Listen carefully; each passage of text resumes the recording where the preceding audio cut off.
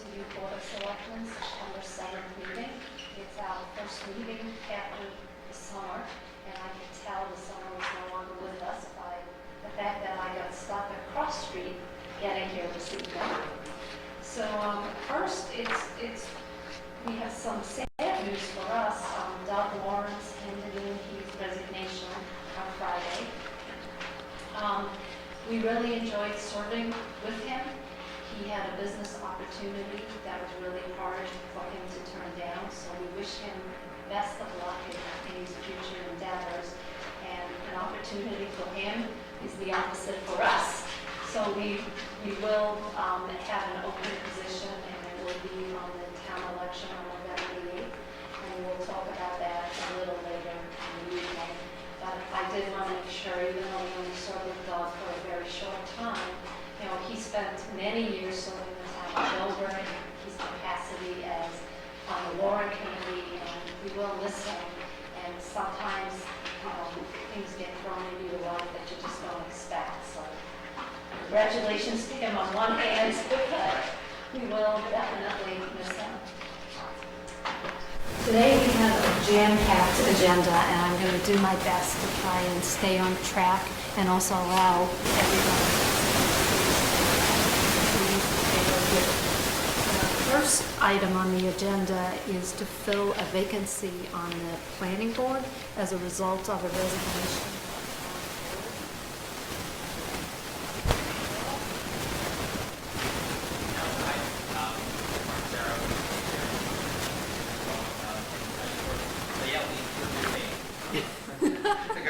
Vacancies, but fortunately ours already has hopefully a happy ending.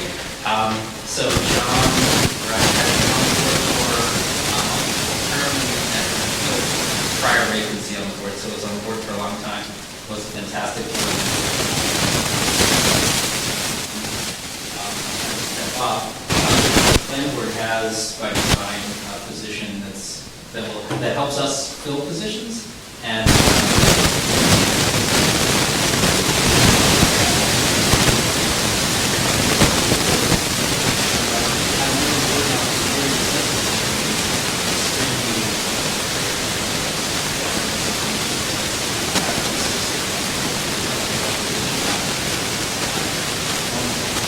had been sort of shadowing the board in anticipation of that, even before that. So the planning board has met and discussed Jody's nomination for the full seat, but it's a joint appointment by both boards, and so the planning board unanimously is in support of this. So we have to do a roll call vote, and technically I have to ask you if you have any nominations for this open vacancy on the planning board. So would you like to, and I'm assuming you would like to nominate Jody Shu. Yes. And then I take a roll call vote. Mm-hmm. So aye, and you guys need to vote too. Aye. Okay, and well, congratulations, Jody. Thank you. Is she here today? No? She's not here okay. today. And you know, really appreciate you stepping up, and you do have a vacancy, don't you? Because you have your associate member to fill. Yes, that's right. Yeah, the seats are ever changing. Yep. Well, thank you. It makes life fun and challenging. Mm-hmm. Yeah. Well, thank you both. Thanks. So moving right along, Mr. Bowman, there you are. So we have my favorite schedule in the world, and I'm being sarcastic. So we received your revolving funds. Yep. Do you need a copy, or you? I have it on my phone, but if you have an extra copy, that would. The phone doesn't work. Right. I saw you struggling. Great. So you are here this evening to ask us to approve the revolving fund for Park and Rec. And typically what we do is you just go over the activity for the year and the proposed activity for fiscal year 17. Right. So if you want to do that, and brevity will be much appreciated. Yep, so we, for fiscal 2016, which just ended, with our preliminary forecast, we have revenues with two main categories of the revolving fund: the programs where we have revenues and expense, and then the operations where we have expense only. we try to run a surplus on the program side in order to fund some of the operational activities.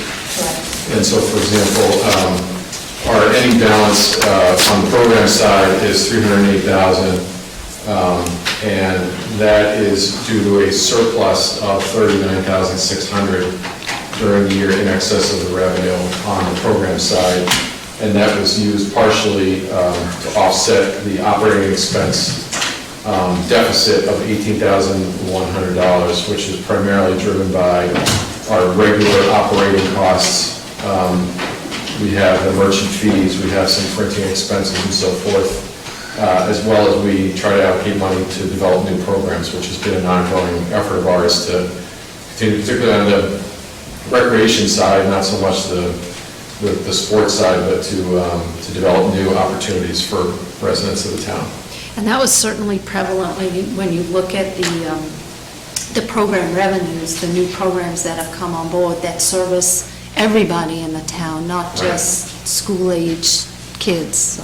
Right, because what we've been able to do is broaden our reach to constituents beyond youth sports, and try new things, basically test them with some of those operating funds, see what works, turn it into a funded program where we charge a fee, and then that becomes a new program, and then we have to kind of cull the programs that are no longer really that well-attended or don't seem to make sense anymore, so that try to keep it vital and, current with what the interests are of the residents of the town.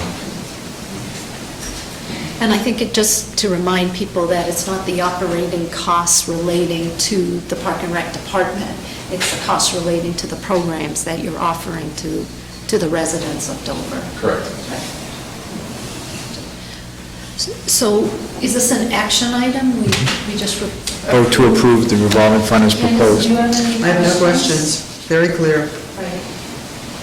I don't like the schedule. I find it really hard to understand, but you did a good job going over it, and I, full disclosure, I called Mr. Ramsey to make sure that I was reading it right, so thank you, I really do appreciate it.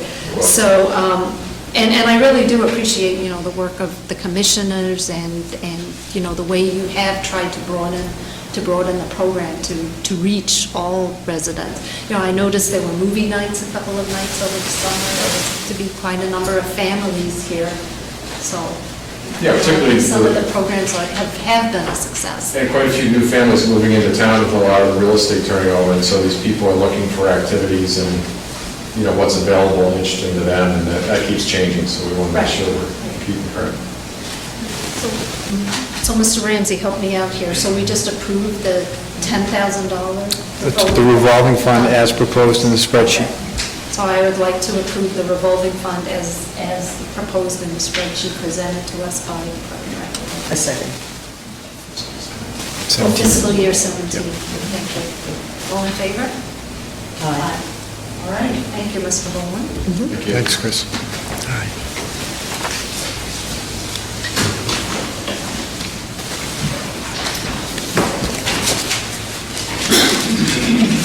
So this evening, we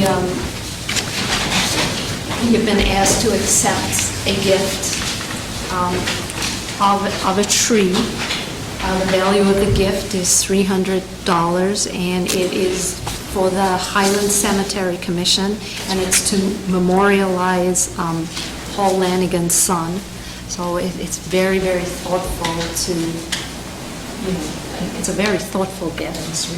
And I certainly would like to thank the Lanigan family for their thoughtfulness. Trees live a long time, and it's really a great memory, and I think it would be a great asset to the cemetery. So I would, unless you have something? I have nothing. Okay, then I would like to approve or accept the gift of a tree by the Lanigan family for $300. Second. Cemetery. All in favor? And please thank them on our behalf.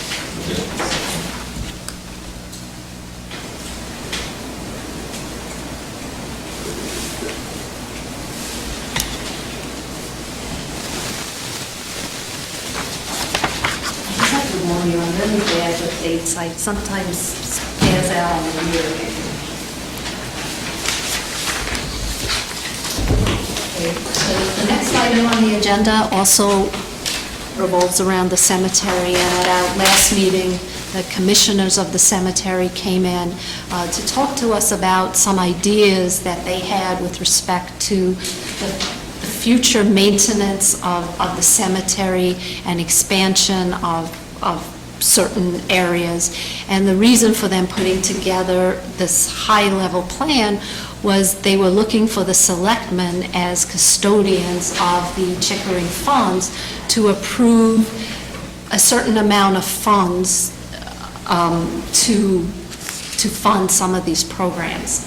We had what I thought was a really good discussion. We talked a lot about the tree work and the cost of maintaining the trees, and then some of these additional items that the Cemetery Commission was looking to do. And we left the meeting with my understanding was we would try and put together a more concrete, what I called a master plan, with better estimates of some of the costs of the various projects that you were looking to perform, along with a prioritization of those projects. I also committed to going back, to making sure that it was in the purview of the Chickering Fund to use those funds. So in my discussions with Mr. Ramsey, we began to talk about the logistics of the cemetery maintenance, and we talked a little bit to the highway department and the warden, the tree warden, and we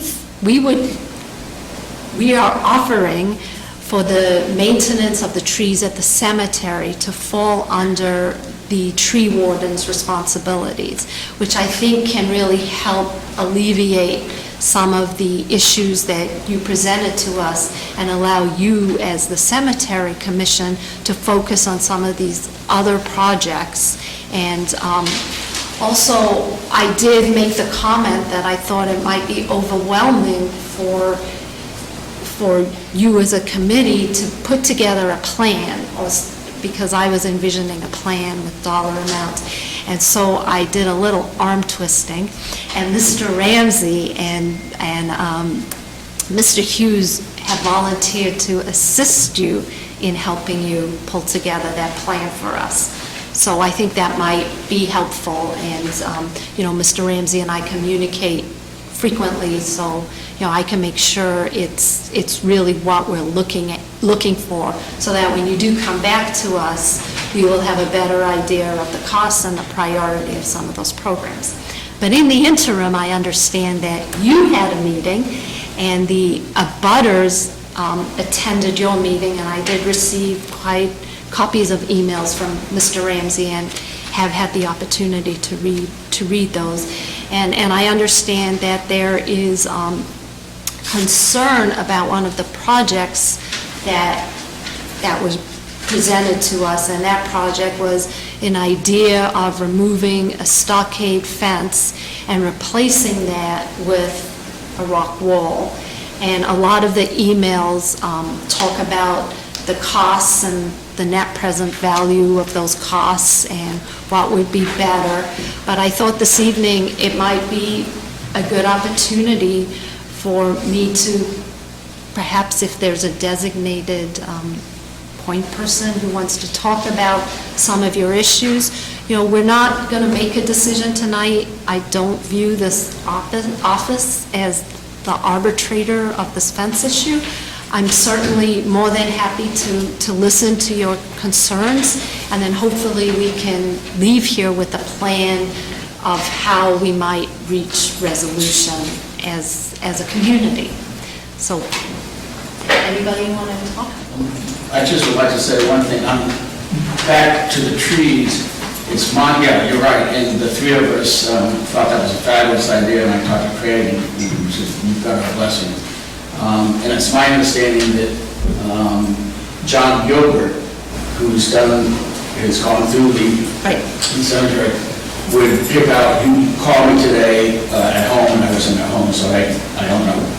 I have talked. But it's my understanding that he will probably go through the cemetery and say, okay, this tree needs major work, this one doesn't, and do a priority. But that it would come under the 5-year plan Exactly. of, I guess, Craig and John. So they would be doing the 5-year plan, not the cemetery. Right, and I thought what I had said, and maybe I wasn't clear because I have a lot of things going through my mind right now. But, you know, and that will allow you to focus on some of those other projects. And Craig and Mr. Ramsey will help you put together a plan for those other projects, excluding the trees. Because you did in the presentation that you put together, there were a lot of ideas that the commission had for the future of the cemetery and maintaining it. So that's the plan, you know, we would like to help you put together, so we have a better understanding of what the long-term costs are associated with that. When you dug into the chipping funds, did you find out, yes, they can, some of the funds can be applied as the will so stated to the maintenance of the cemetery? Because that's what we had asked you to do last. We weren't asking for a certain amount of money or anything. No, We were just asking you I'm- to dig into that. Right, and we started to look into that. And conceptually, I think the answer is yes, depending upon the details. But conceptually, yes. Mr. Repetti, are you going to? I'll start, and I think my abutters will probably join us. So could people identify themselves? Right, let me Okay. introduce it. My wife Sue, 14 Old Meadow Road. We have Mike Williams. Okay. Ian Bowles, 12 Old Meadow. So, and we are all the abutters to the cemetery that the stockade fence helps preserve privacy. I'd like to start by just talking a little bit about the standard that I think the selectmen might want to apply in this. You are technically the trustees of the Chickering Trust, and the trust states that the funds are to be expended for the cemetery as well as the public parks. And I think that implicit in that standard is that it's entrusted to you, not to the cemetery commission, not to other commissions in town, to make the decision about the expenditure of funds, because you're in the best position to determine what's in the best interest of the town. And tonight I would like to discuss some of the concerns that we have for why we believe that removing the stockade fence, which as far as we can tell has been there for at least 35 years, will not be in the best interest of the town. Okay, so we are not nearly at the point where, I view, and I will let you continue, but I view our role here more, when the cemetery commission came in here, it wasn't, I was not, we were not asked, or I did not feel as though we were asked to approve those projects. What we were asked was, can those funds potentially be used for those projects? And then, the projects were ideas, basically, and I felt as though, without understanding the full scope of the project, what the actual costs were of the projects, what the priorities were of the projects, we weren't in a position to make any decisions. Right. So, Right, I think that technically you're being asked to fund the projects out of the Chickering Trust. And or utilize some of those funds to Right. fund some of Right. those projects, And- of which one is the fence. There were other projects there, Right, too. of which one would be removing the fence. And what I'm speaking to, let me take a step back. I have 4 relatives buried in the cemetery. Both of my parents are buried there. My father-in-law is buried there, and my brother-in-law is buried there. So I think that I'm a big proponent of the cemetery. I think they do a wonderful job, and it means a lot to me that it's maintained in a way that's beautiful. At the same time, as an abutter, our privacy and the privacy of mourners in the cemetery has been protected by a fence that has been in place for 35 years. And the packet that was submitted to you in early August, August 11th, I believe, states that one of the actions would be removal of the stockade fence and replacing it with a stone wall. And the minutes of the Cemetery Commission meeting state that one of the incentives or motivations for replacing the stockade fence with a stone wall is the historic presence of stone walls. Our position is quite simple. There are three considerations that I would like you to take into account in determining whether you want to approve this funding. First, we appreciate the historic significance of stone walls, but stone walls were replaced in certain circumstances because their functionality wasn't sufficient to protect the interests of law involved. Stone walls were initially used to mark boundaries and to keep livestock in place. The stone wall that did perhaps run along our boundaries was replaced with a stockade fence 35 plus years ago in order to preserve the privacy of people who are in the cemetery visiting graves of loved ones, and also to preserve the privacy of the abutters. If we're doing something in our backyard, having a cookout or a birthday party, we don't have to worry about the impact on people who are in the cemetery. The policy of the Cemetery Commission until this year has been consistently to maintain that stockade fence. In 2002, the Cemetery Commission extended the stockade fence when the Williams home construction was completed because one of the families that has a grave right on the boundary of the Williams property asked the Cemetery Commission to extend the fence to block the view, so that when they visited that gravesite, they wouldn't be looking into the Williams backyard. In the packet that the Cemetery Commission provided to you August 11th, there was a letter dated 1992 where the Cemetery Commission asked permission to extend the stockade fence from its current location all the way to the end of the property. Again, the concern there was to preserve the privacy of people who are in the cemetery, like myself. If I'm going to visit one of the graves, I'm going for quiet solitude and meditation, and also to preserve the privacy of the abutters so that we wouldn't have to worry if we're in the backyard that we're providing a distraction for people that are in the cemetery. And this has been a continuous policy. Now, for some reason, there's been a proposal to change it. I noted in the minutes that there was a discussion on the economics involved. The numbers that were given to me talked about a $30,000 expense for the stone wall and a $12,000 expense for the stockade fence. In my letter, I did some present value calculations. You have a copy of that. Based on the assumptions in those present value calculations, in fact, it was not cost effective to replace the stone wall with a stockade fence. I've done some additional calculations that I can submit to the commission, and I'll also submit to the Board of Selectmen, that assume an even more rapid replacement of the stockade every 15 years or every 20 years. And even here, the present value of replacing the stockade fence every 15 years using a 4% discount rate is less than the current cost of constructing a stone wall. So we have some concerns about the statement that this would be a cost saver. We don't see it based on the current numbers. Lastly, I'm concerned, frankly, that this expenditure is going to be a waste of the Chickering Trust funds, because all three of us have agreed that we are going to construct a stockade fence behind the stone wall in order to preserve our privacy.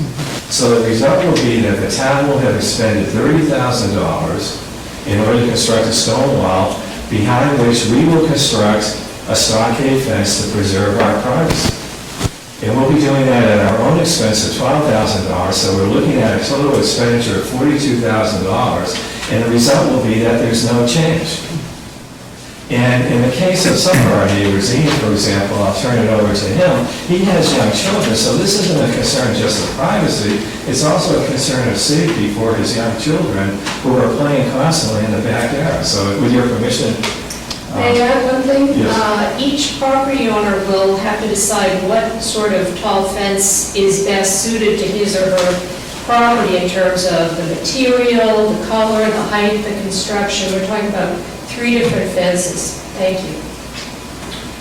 Thanks a lot, Jim. My wife Hannah, Sunday, that's not being able to make it. She's at home with our kids. We have a 6-year-old and 10-year-old who are Chickering. We love being here in Dover. And, they run around the backyard scantily clad in bathing suits, daily. And, the cemetery is higher up than our property. And so, our lawn runs right up to the fence. So as Jim articulated well, we're going to have a fence one way or another.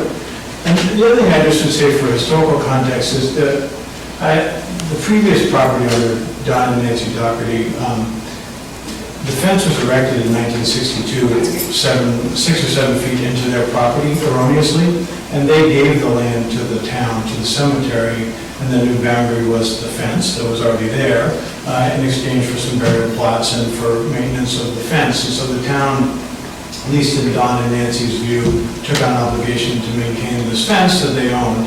And I brought a photograph just to show you. I mean, it's about 2 inches behind the fence. Let me give it to you. Between the gravestones, and this is the correspondence with the Dohertys from 1989, talking about the fence being the boundary between the two and the reason for the land swap. And, essentially, there's no space for a stone fence, stone wall, and the stockade fence with the headstone 2 inches away from the existing fence, which is the property line as discussed in that letter. Some of the commission members have raised the question about another survey they had done, and whether that's the appropriate boundary. The point is, the former homeowners gave the land to the town because the cemetery put the fence in the wrong place. And so I think they showed a lot of goodwill in doing so, and so if there's any kind of dispute about the boundary, it was their land in the first place. And so I just make those points, as well as echo the points. When we look over the fence from time to time, there's grieving families right there at gravestones that are 2 inches away from our property line, and I think it's a sensible thing. And I guess the last point I make is that when we met with the commission, they gave us the clear impression their mind was well made up, and that they in fact already asked you guys to approve this, and they were asking for our input. And they also said they wanted to add new screening over by the Dover Farms development on the other side because they wanted screening. So it just struck me as kind of 2 different ideas that were in conflict of wanting to add screening in front of a bunch of new homes, but then wanting to take away screening that already exists, that's owned by the town. So it didn't make a lot of sense to me. And thank you for the opportunity to come in. So, a lot of great comments have been made on both sides, and certainly there are concerns that we really do or should listen to and address.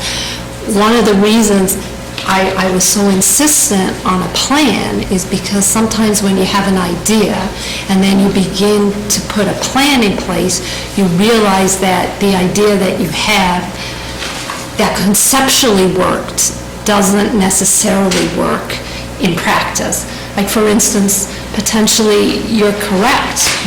You might be correct. Perhaps you can't even get a stone wall in there. I would, we as the Board of Selectmen are not close to making a decision yet as to what funds or how much of the funds, or whether or not we're going to use any of the funds from the Chickering Trust for these projects. But I would really encourage all of you to keep talking and to figure out if you could potentially listen to one another's concerns and maybe find a solution. And maybe I'm being naive, but I'm sure there is a solution that would benefit or work for both sides. I think you raised some excellent points. My initial comment was, well, if you buy a house and you need privacy, you put up a fence. But after listening to all of you, I was being somewhat callous. I did not realize, I didn't think about grieving families coming to the cemetery and how they may be impacted by young kids just doing their own thing, playing ball, having a good time. Some people, it may help them feel better, and other people, it may not be the right thing. So I think, on both sides, there's a lot of great points, and I know you might feel like I'm kicking the can down the road a little bit, but I would really love it if all of you could maybe meet and work together on a plan that might work for everybody on both sides of the fence, so to say. No pun intended. Could I just add one thing? It does feel to me a little bit, thinking about your presentation several weeks ago, that perhaps the Cemetery Commission is coming to us with aesthetics in mind, and I think what you're hearing from the abutters are some very practical concerns. So it's almost like apples and oranges as far as of how you might find some truth in the middle of what's going to really work. So I agree with you. If you can talk and if you can make your position very, very clear, then it's possible for, I think, everyone to reconsider the recommendation.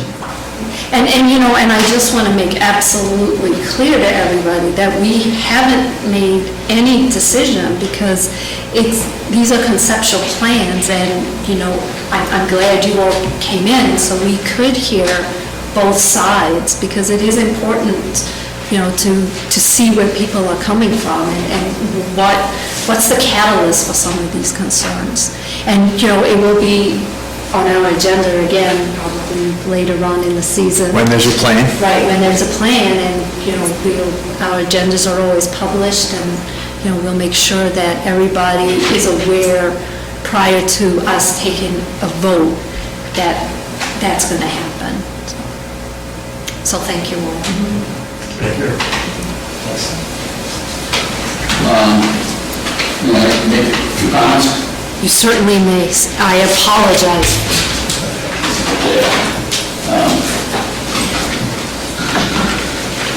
I've got estimates for fences and the estimates for a year old. And estimates for, we have 3 estimates as you requested for stone walls, or a stone wall. I'm not an accountant or a lawyer, so I looked at when Jim talked about present value and so forth, and Jim's feeling is that over the years, the stone wall will cost more than replacing the stockade fence. The stockade fence, assuming it gets replaced every 25 years, is going to be, 12 or 15,000. One of the estimates is 12,000 from last year, so this year it'll probably be 13,000, I'm just guessing. 25 years from now, it's going to be another, it'll be 15,000 and so forth. The money spent now, yes, for a stone wall would be significantly more than a fence, no doubt about it.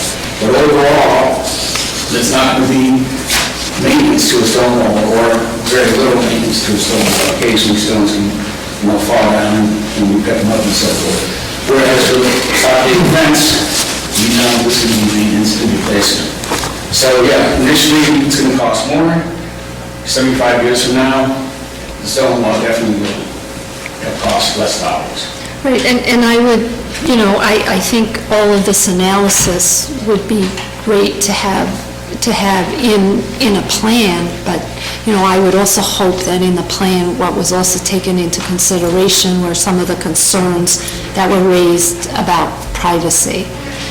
I think data is great because you can make it work for you, and trust me, I do this for a living, so I know you can always get data points that work, but you also have to make sure that we take into account some of the other issues, which is why, again, I can't stress enough, I would really love to be able to see and help the commission put together a long-term plan that will meet the needs of the cemetery, the abutters, and the citizens of Dover. So, tonight, again, I'm not here to make a decision. I understand where you're coming from. I know how much work you put into the presentation you made for us, and I really do appreciate that, and I think that was a great start, because it started this conversation.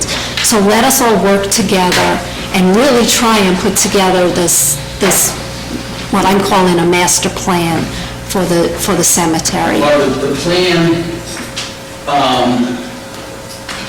we've discussed the trees, so that's the equation. Right. The issue here is a stone wall versus a fence. There's no really master plan needed for this decision. Okay, so since this evening, the decision isn't on the agenda, I'm sorry to have cut you off, because we have a lot of other things that we need to go I through. realize, but just give me a couple more minutes. The purpose of the stone wall is we need our boundary mark. Right now, fence is on part of our property, part on the abutter's property. Originally, there was a stone wall years ago. We want to just maintain, as Jim said, the historical significance of the stone wall, and we need the boundary clearly identified. Whether it's a fence or a stone wall, but the boundary's got to be clearly identified. And I understand your concerns about privacy and so forth, but you got Dover Farms on the other side. You have kids playing there when there might be a funeral going on or a burial or something. So, and just, and finally, I guess we can take the fence. We aren't asking permission from the selectmen to take the fence down. We can do that on our own. We don't need permission. Right. And we can go a stone wall without the selectmen's permission. It's just, we want to be neighborly, but we also would like the neighbors to understand why we want the stone wall, the significance of it, marking the boundary. And obviously, no decision is going to be made today, because I think the selectmen's only decision would be to help us fund the erection of a stockade fence or a stone wall. Right,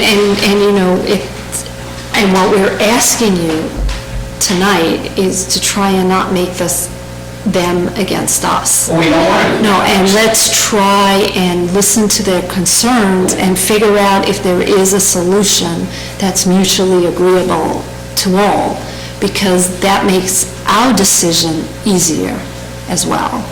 So that's all I'm asking this evening. I think, I understand, I really do understand the issues here, and what you described is accurate. The cemetery commission can take the fence down if they want to, and they can construct the wall. The only reason it's being presented to us is because you would like to have access to some of the Chickering funds. But I would hope that we could try and work together. Definitely, we need to work together. I just would make one last point, so that you're aware of this, that the town asked that the survey be done of the cemetery in 2015 and 2016. And through that survey, which we have to take as the gospel now as to where the boundaries are, the stockade fence is not on the cemetery, the town's cemetery boundary. And so this has to be clarified. And Mr. Ramsey knows this because the final plan was sent to him. And so this is another part of this whole equation. And it should be, right. That we do need, as Pope just said, to define where the proper boundary is. And the photograph that Mr. Bowles has submitted to you is a case in point. The stockade fence should not be there, right next to that. I think he showed the pink quartz-type tombstone. That is incorrectly, the fence is incorrectly placed within several feet from behind that point. So I think this evening, we know their issues. Mr. Ramsey, I ask you to help pull everybody together, figure out what we need to do. Perhaps a survey's needed. I'd like to make sure that all sides keep talking. I really don't want this to turn into us against them. So I'm asking all of you if we could just try and work this out together. Could I? If I could just bring up one incident that occurred when we first moved into the house in 2001. Before the stockade was continued along our property, there was a funeral going on directly behind our house. Our gardeners were doing yard work, not loudly, and one of the funeral directors came over and asked the gardeners to please withhold their work until the funeral was over. If the stockade fence had been there at that time, that never would have been an issue. So I just thought that would be a useful. Right. I think all of this information is very good. I can see both sides of the story here, but I would really can't emphasize enough. I'd like to see if we can reach an agreement together, because that's really going to make our decision a lot easier as fiduciaries of the fund. I'm sorry to take more of your time. I would welcome Mr. Ramsey's involvement with it. I find it ridiculous that this is a fence owned by the town, that my former owners gave all the land that was theirs to the town on the far side of the fence, and now the commissioners are sitting here saying, no, it's actually, the fence is erroneously placed in the graveyard and should be 2 feet back into your property. Doesn't make any sense to me on a very rational basis when this fence was erected at the time of the land swap for the purpose of making up for the town's and cemetery's mistake. So to hear this from the commissioners and then see their new markings 2 feet into our property, this is land that was given to them. And so I find it really quite difficult to interact with, because they're basically saying we'd like to move the fence 2 more feet into the property after your former owners gave you 5 feet, gave the town 5 feet already. So I think having a third party involved who can Right. So I think. pull through and be practical, I think would help us all. I think your idea is great, that we should all get together. I would also like to make a suggestion that the cemetery commission members make an effort to learn about present values, because I think when you're looking at expenses that are projecting out 100 years, which is what we were looking at, you have to, in order to be able to compare apples to apples. In other words, the present expenditure today versus a series of expenditures in the future, you have to convert those to present values. So I would strongly encourage you to do that, so that would make our conversation much easier. And I'll be happy, and I'm sure Mr. Ramsey, and certainly I know the select persons are experts in this, far more expert than I am, so I'm sure they could help as Right, well. right. But I No, think that's really important. It's all, because, as fiduciaries of a fund, you have to make sure Right. that if you do use funds, that you've used them appropriately. So that, Exactly. which is why, I had asked, and we're more than happy to help put a good plan together. We appreciate that, All right. thank you. So thank you, everybody.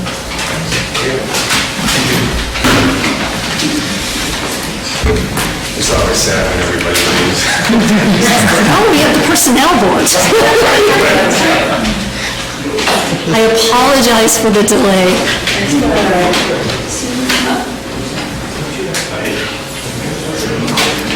Mary, you might want to sit here for the camera, you and Sue. Yeah, I know, but...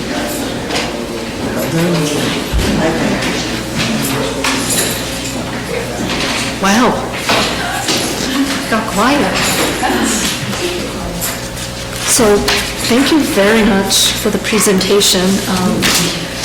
I thought that what would work best is, I've been a part of the personnel board forever, but some of it's new to Canvas, so I thought it would be great if you could just give her a high-level overview of, the process, how we came to the process, whether or not it's working, and then the recommendation for this year. Absolutely. So we did this presentation because for 15 years, my colleagues Sue, Jeremy, and I have been slogging for 15 years with this process, and I think it's become a very consistent, systematic, and predictable way to look at compensation for the town. What we tried to do from the beginning, and I think we're succeeding, is, engaging the workforce, keeping people in their jobs, feeling that we can buy competitive talent, that we have data and a consistent approach so that we're making good decisions. And just so people are aware, and I know you are, but we are only speaking for the non-union employees in town and the fire department, on-call people. So when we talk about the comp plan, it's for those two groups.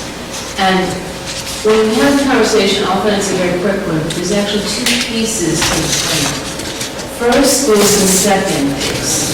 And when the whole system was created, there's a step process that's involved, so that you start at the minimum market wage for a particular job, and then you eventually reach to a cap maximum in that job, so that you can hire appropriately, and you can stop paying people when they're really at the top of their salary range. And we place everybody in that grade. The system allows for a step increase every year. The step increase is costed for this year to be 1.25%, or for 2017, to be 1.25% of payroll, or about $40,000. And that's just keeping the structure intact every year. Now, the second piece is that we do the compensation studies. And you'll see further that when we started this process 15 years ago, we were really quite behind. But what we've done is we've created a consistent look at data. So we look at the same department look at data every year, and we try to make a decision a year and a half in advance as to what the right general increase would be. And what we do when we do the survey, the next page gives you an example of the actual step structure. And what we do when we do the survey, the occupation surveys, we match our midpoints to the midpoints of other towns. Difficult to get like towns because Dover is pretty unique, but we do collect data on a systematic way, same towns, mostly local around us. And what that allows us to do is to, over time, build a market-based system. We started in 2001, that was the first survey. We wrote all the jobs, we had a consultant write all the jobs, and our target was a 50% market. We did another study in 2004, we did all the jobs to make sure we had the data right. And then in 2008, 12, and 16, we just did pricing. So we just took those jobs out and looked at what the salaries were for them. In the view to market, what you see is in 2001, we were 12% behind the 50% top. So we were really way back. The second, we were up at -5, 2008 we were -8, 2012 we were -2, and this year we're -4. So we're clearly moving in the right direction, although we're a little off a pretty conservative part. We lost a little. But again, this is a difficult thing because we're trying to project out to 2017. And so with that, let me give you the data for 2017 and talk a little bit about the process, because what we do is we work with the warrant committee to look at the data and make the recommendation. And then we hopefully come to you and you see the wisdom in what we recommend. The warrant committee schedule does not allow us to do that this year because they're meeting later this evening, but we would like to get a sense of the selectmen and see where we're at. So what I have here is the survey data over time and the actual data, Department of Labor data, if you'd like to see it. So it backs up the material we gave you. And it's very interesting. What you'll see is something I haven't seen before, where the consumer price index, prices are not moving, but salaries are moving significantly. And Northeast employment increase is 2.7% over the last year. And those of us who are in HR and hiring, and if you look at jobs, for whatever reason, the market is starting to heat up. And it's been a long time for people to see increases. The US is 2.4%, it's always a little bit lower than the Northeast. The US government is 2.3%. Our negotiated increases for the next 3 years are 2.2, 2.3, and 2.3. What we're recommending, and what we did discuss initially with the warrant committee, is a 2.5% increase. Because we're seeing 2.7 in New England and in the Northeast, and because we are slipped a little bit on the survey, we think we're not going to go all the way to 2.7 because that may be an anomaly, but we do think it's important that we position ourselves if in fact this market is heating up. So, and last fiscal year, we approved a 2.2. So this is higher, it's an 8,000% cost for the general increase. But I think it's one of those things where we could find ourselves, if the economy changes, getting farther behind, which is not ideal. It's not ideal in terms of retaining people. I know you mentioned before, we're targeting 50%. That's Right. And that's not low, but it's very conservative. So, or it's conservative, and yes, we are, what we're targeting.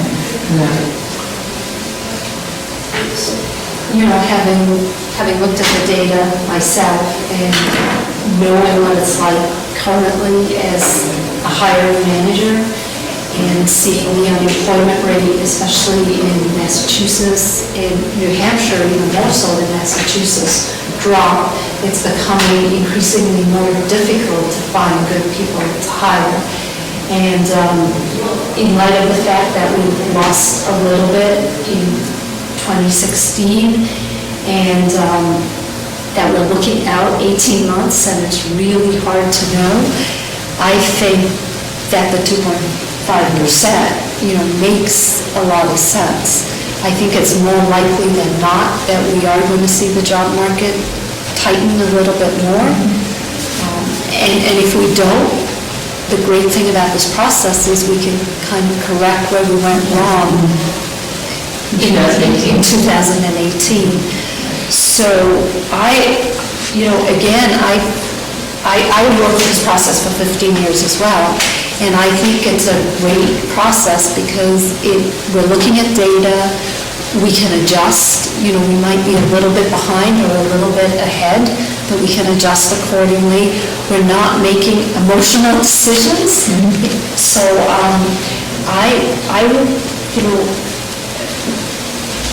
as long as the warrant committee doesn't come up with any issues that we haven't thought of, I'm certainly very comfortable with this 2.5% increase. And I think that says it all. Right. There's a reference, I mean, it's an amazing display of how you track this all along.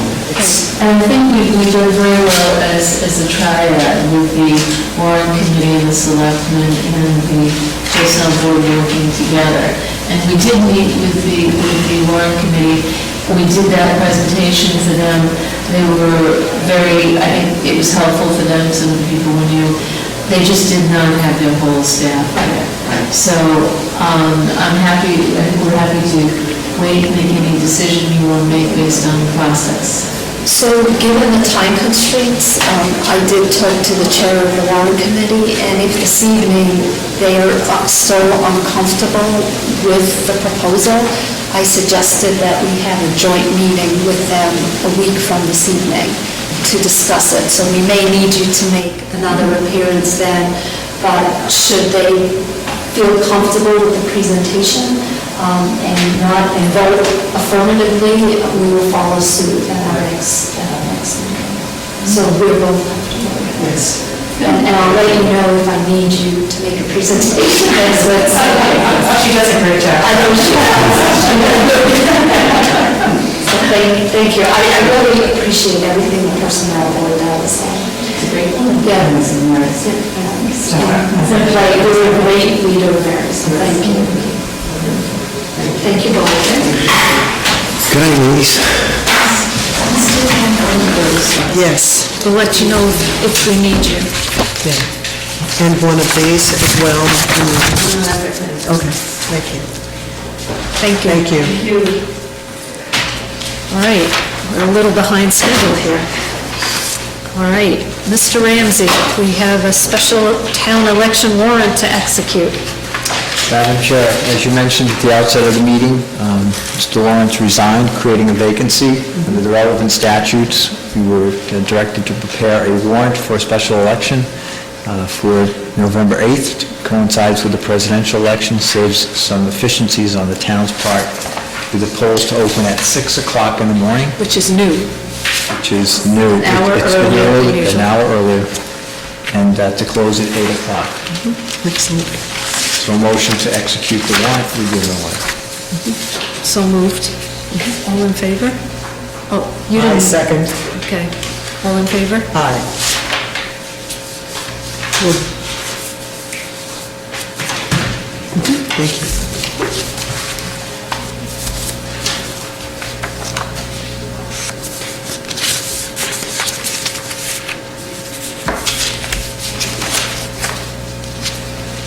Is it okay if it's in blue pen? Okay.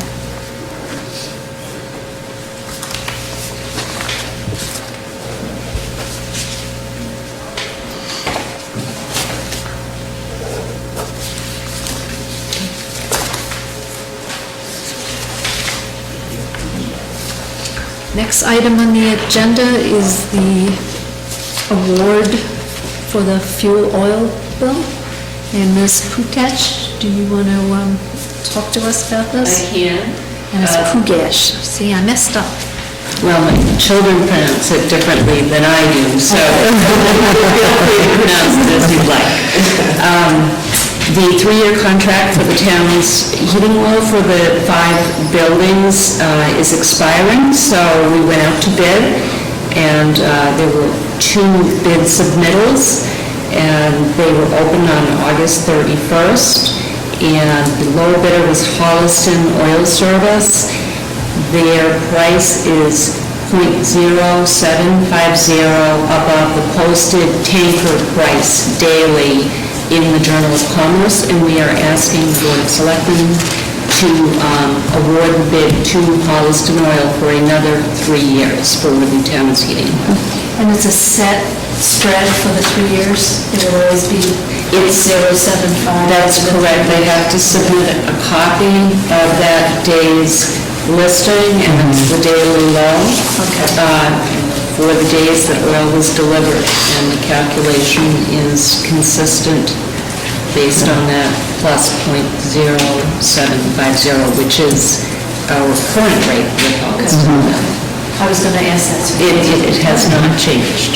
Well, do you need us to vote on this? Yes, please. Okay. So I make a motion to accept Holliston Oil's bid for 3-year service at .075 over the lowest posted tank price.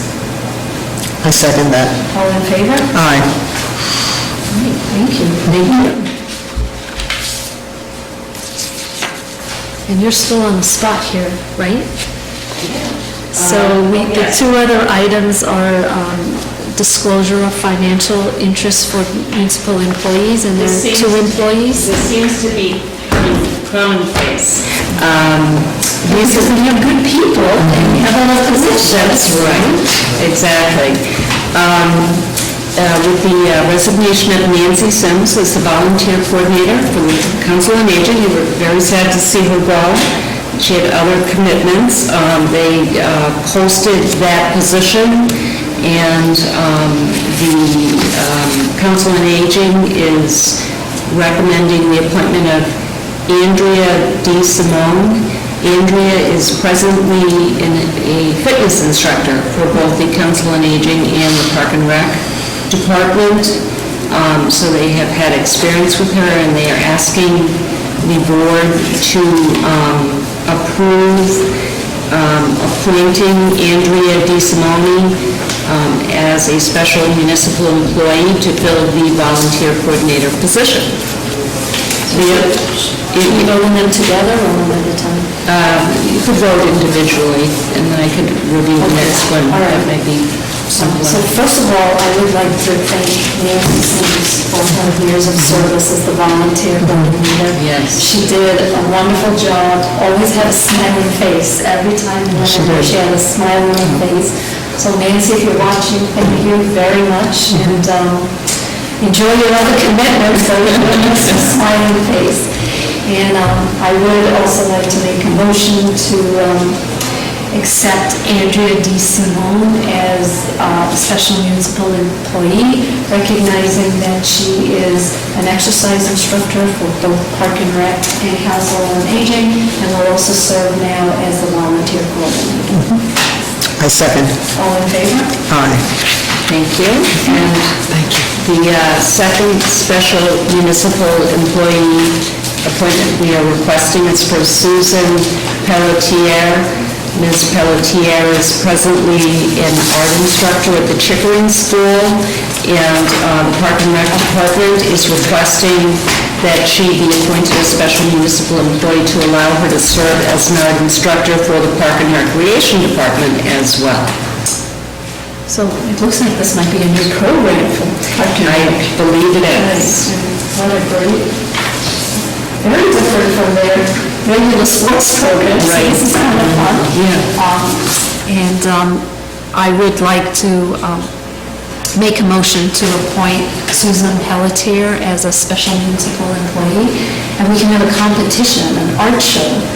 Those participating in the Park and Rec program versus the Chickering School. I like it. That could be fun. Am I a second? Second. All in favor? Aye. Thank you.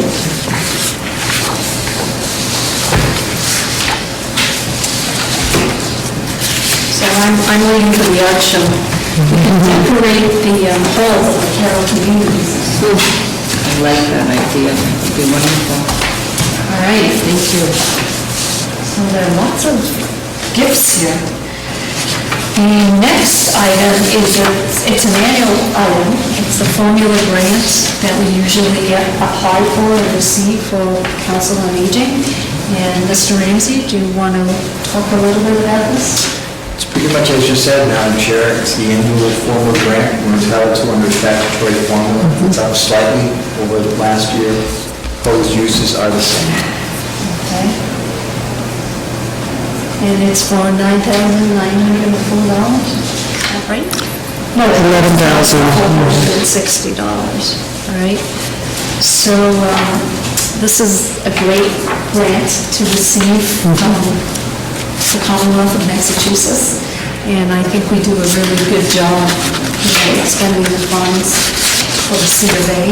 So I'd like to make a motion to accept the formula grant of $11,460 for fiscal year 2017. Second. All in favor? Aye.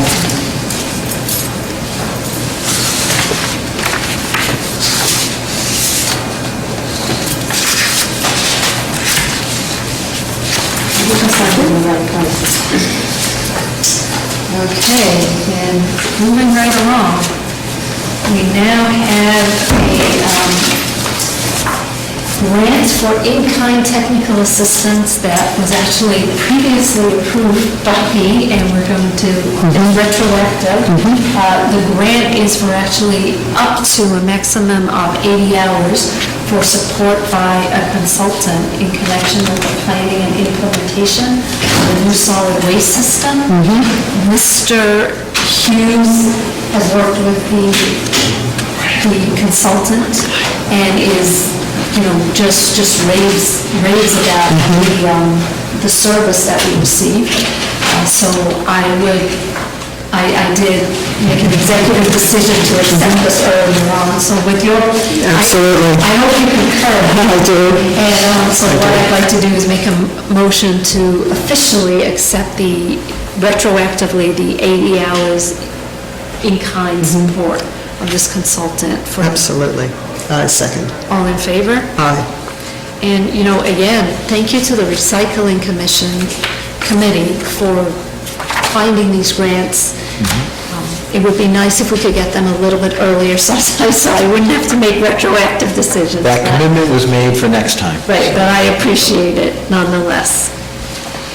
Now, Mr. Ramsey, there are some recommendations for closing out certain warrant items. This is the annual housekeeping, where warrant articles voted by town meeting, where the projects are completed. The town accountant asks the appropriate jurisdiction to authorize the closing out. So under the selectmen's articles, I am recommending that the library upper level carpet and painting interior appropriation balances be closed out. Those projects were done very successfully, and the library trustees are very, very happy with the results. And also under highway, that both the sidewalk plow and the slide and sander project balances be closed out as well. Those projects are complete. Okay, so do you need us to make a motion? Yes. Do I need to specify the amounts in the motion? No, simply to vote to authorize the recommendations of the town administrator to close out those articles will be sufficient. There. So moved. All in favor? Second, aye. Thank you, Mr. Ramsey. Okay, now, the next item is again another grant, and this is also an annual grant, and it's an annual grant that Police Chief McGowan applies for. It is basically he has applied for a grant for $24,880 for training, and then $17,744 for support, which would go to the dispatch area. And he is asking us to approve his grant application. And I would like to make a motion to approve the grant application as submitted by Chief McGowan for the annual training grants for the police department. Second, All in favor? aye. Thank you again, Chief McGowan.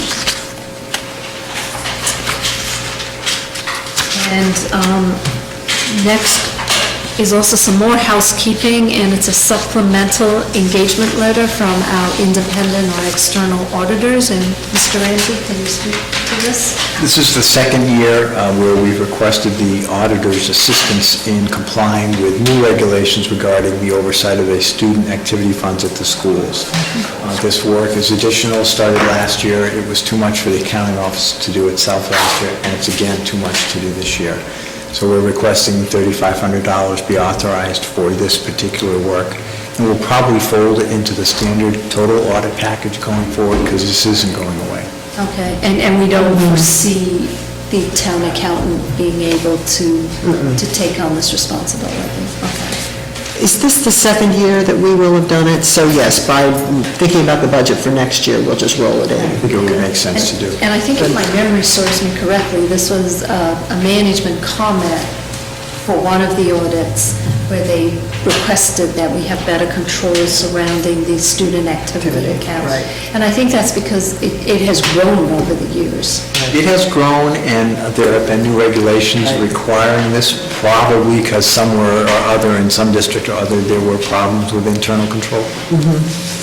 All right, so should we make a motion so I will make a motion to accept the supplemental engagement letter provided by Melanson and Heath to perform procedures related to the Student Activity Fund for an additional cost of $3,500, which we will most likely be submitting a reserve fund transfer. Second. All in favor? Aye.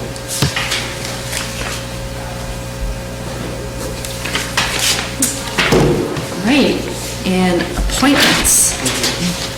I have one appointment, but Mr. Ramsey, you said you have many appointments. So do you want to go first, or? The prerogative of the chair. All right, well, since I'm on a roll, I'm just gonna go, I'm gonna butt in. So this evening, I have an appointment for emergency management, but prior to making that appointment, I would like to thank Mr. Jack London for serving in this capacity.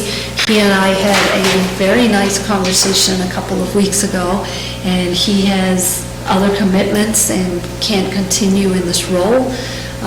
But he really enjoyed serving the town and hopes at some point in his life to be able to serve the town again in another capacity. So it was very nice conversation, and I really do appreciate, what he's done for the town. But that left us with a vacancy. So I would like to nominate Chief McGowan to fill the role as emergency manager for the town. And he graciously has accepted that nomination. Yes. So thank you, Chief, for adding another hat to everything you do, so we really do appreciate it. And I second. And all in favor? Aye. And it's your turn, Mr. Ramsey. Thank you, Madam Chair. Starting, taking it from the top, page 1, the Board of Appeals, Mr. Tobe Deutschman and Mr. Alan Fryer have both agreed to re-up for another 3 years as full members of the board. And Mr. Michael Donovan has agreed to re-up for another year as an associate member. So should we vote on that now?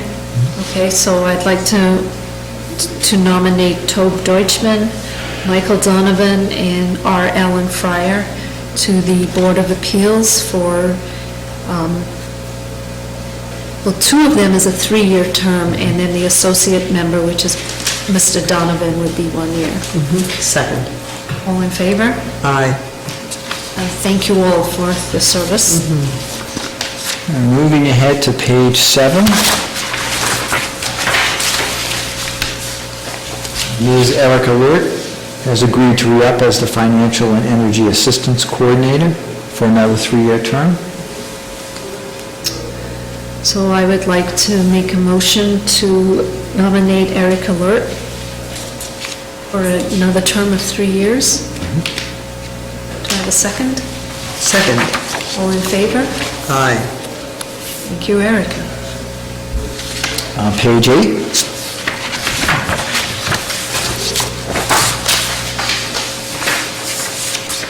Mr. Walter Avalone, Mr. Kevin Malloy, and Mr. James Naughton have all agreed to re-up for another year in their respective positions.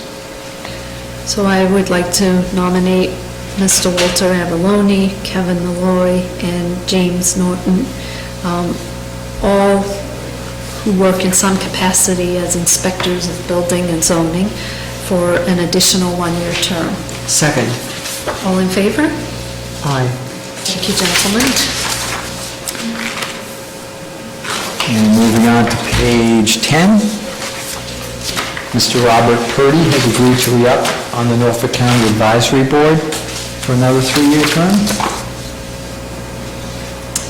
So I would like to nominate Mr. Robert Purdy for a 3-year term to the Norfolk County Advisory Board. Second. All in favor? Aye.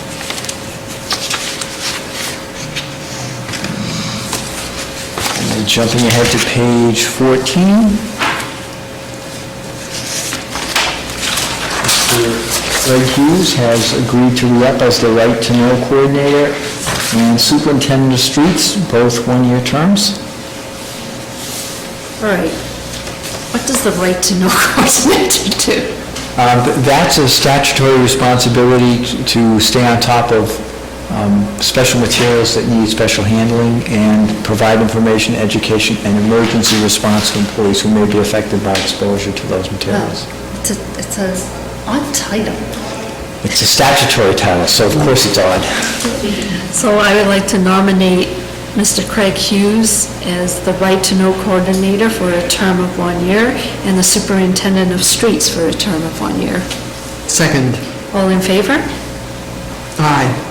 All right. And moving on to page 15, Mr. William Leahy has agreed to re-up as Town Council for yet another year. All right, so I would like to nominate Mr. William Leahy as Town Council for another 3 year, for another year. Second. All in favor? Aye. Okay. And Mr. Michael Angieri has agreed to re-up as the Town Engineer for another 1-year term. So I would like to nominate Michael Angieri as Town Engineer for a 1-year term. Second. All in favor? Aye. And Mr. Gerard Lane has agreed to re-up as the treasurer collector for another one-year term. That's good to know. I'd like to appoint Mr. Gerard Lane as the treasurer and collector for another one-year term. Second. All in favor? Aye. And last but not least, Madam Chair, on my list, the deputy water operator on page 17, Mr. Jeffrey Carter, has agreed to re-up for another 3-year term. Great. And I'd like to nominate Mr. Jeffrey Carter as deputy water operator. Second. 3-year term. Excuse me, second. That's okay. All in favor? Aye. All right. Thank you, Mr. Ramsey. You've been busy. I have been, Madam Chair. All right. And special business, we have not as many licenses as last time. The season is cooling off. So I'm going to read them all and then we can just vote as one. So we have 6 special licenses, one on September 5th at Powasset Farm, September 17th, Hale Reservation, September 23rd, Mass Hort, October 1st, Elm Bank, October 4th, Elm Bank, and October 15th, Elm Bank. So I'd like to make a motion to approve the licenses. I see they're all signed off by the chief of police, so do I have a second? Second. All in favor? Aye.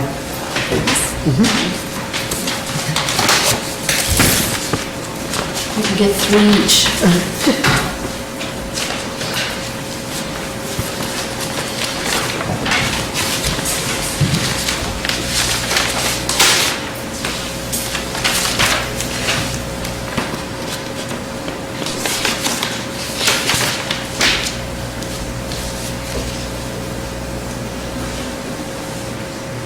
So those are the 2 you need to sign.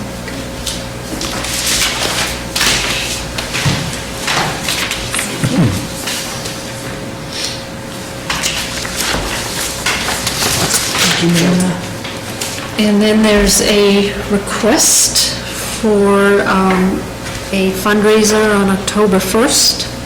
It looks like it's an upcoming bicycle ride for charity, and it's called CF Cycle for Life, and it's to benefit the Cystic Fibrosis Foundation. And Chief McGowan has signed off on it, so I don't see what time it's coming through. It looks like it's just,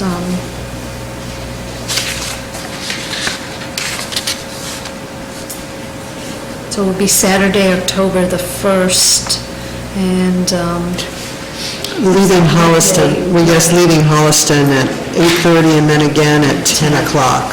so probably midday, and they you're right. anticipate approximately 350 riders. So I'd like to make a motion to approve the upcoming ride for charity. Second. All in favor? Aye. I was going to make a comment on that. It was lovely to see on the Time of the Pan Mass, some of the posters that were up on our different neighborhood streets to welcome the riders through. It's very, And spectators. Yes, it's Like, There lovely. were people, there were people lining the streets cheering on friends and family and just Lovely. riders. It was really nice. nice.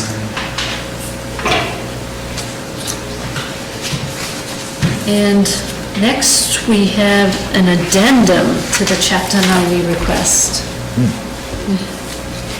So, Mr. Ramsey, They used more asphalt than they projected.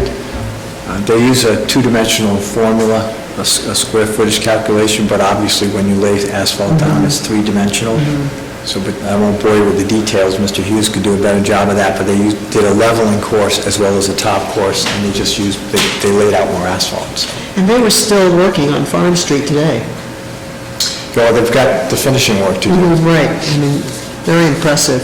Came out really well. Right, it's beautiful. so it looks like we used an additional 1,135 tons of bituminous,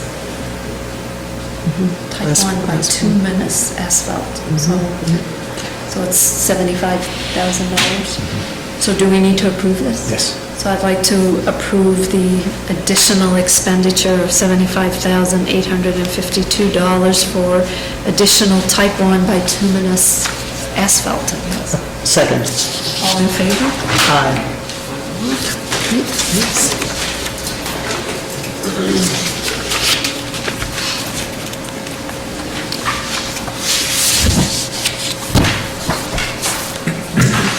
And then last, but almost last, the minutes from our August 11th meeting.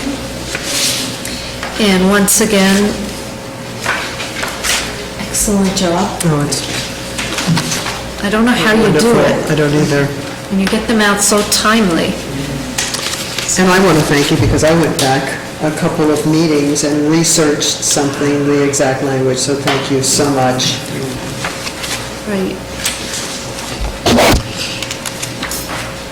So I don't have any changes to the, to the nor do I. minutes. So I'd like to make a motion to accept the minutes as included in our package for August the 11th, 2016. Second. All in favor? Aye. And citizens' comments. Mr. Spaulding, let me guess why you're here. That's why I'm here. Thank you, we've had an interesting evening, I've enjoyed watching it. Right, right. I'm here to not only ask your support, but ask the support of the voters in the town for the September 20th, noon to 8 p.m. vote, special election, district election in 16 communities for Minuteman. I'm sorry that we have to do this. It's a repeat of what happened on May 2nd at our town meeting where we voted by my count approximately 900 to 20 to support the project. But we have to go because Belmont was the only community to say no out of 15. We need to now go to a general election. Some people ask, why did Belmont say no? Well, just the other day, a Belmont selectman said, it's not, the timing wasn't very good for them. They have a Minuteman project in front of them, which they would have to pay about $340,000 for over life of the project. 30 years, they have a new high school that they have to build, they have a new police station they have to build, they have a new DPW they have to build, they have a new library they have to build, and they spent $1.7 million for trailers for an undersized middle school. It's all coming to them at the same time, and as one other person said, Minuteman just is not a high priority for us. So we've had to go to a district-wide election. That will be held as I told you. Really asking people to vote yes. I am chairman of the campaign for Minuteman's future. We are in all the communities that are staying in the district plus Foxborough. Has been very active in getting out the vote and working on it. In Dover, we taped a show on DSTV, which is being run, thank you to DSTV. So we have that tape show plus the films that you've seen before. We had 2 articles in the newspaper, letters to the editors in the newspapers, emails that have been going around, you've all received those. We're going up to about 250 Dover residents. We'll have poll signs on election day here at the townhouse where the election will be.